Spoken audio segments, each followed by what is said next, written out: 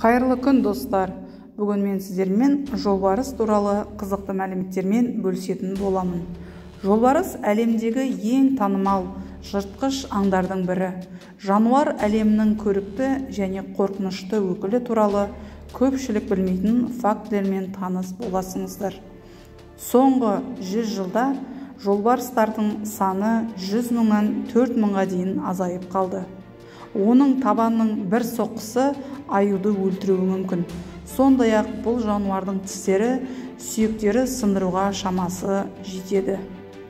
Жаралы жерлерін тілімен жалайды, өйткені олардың сілекейінің антисептикалық әсері бар. Орташа өмір сүру ұзақтығы 25 жыл. Олар адамды азық ретінде қарастырмайды, бірақ қауіп төнсе шабуылдауы мүмкін.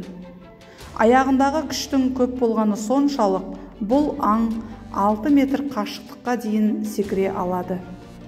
Мықтылығы сонша, олар аю және қолтырауынға да шабуыл жасайды.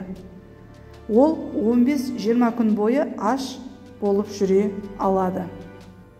Жолбарыстар суды ұнатады және бірнеше шақырымды оңайлықпен жүзіп өтеді. Олардың көздері де көп жағдайда сары түсті. Жолбарыстардың алдыңғы аяқтарында 5 саусақ, ал артқысында 4 саусақ болады. Алғашқы жолбарыстар 2 миллион жыл бұрын тіршілік еткен. Жолбарыстардың денесіндегі сызықтар адамның саусақ іздері сияқты бірегей. Қытайда жолбарыстарды аулаған үшін өлім жазасына кесіледі.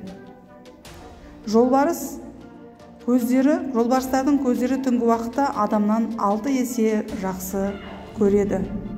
Жолбарысты аулауға барлық елде тыйым салынған екен.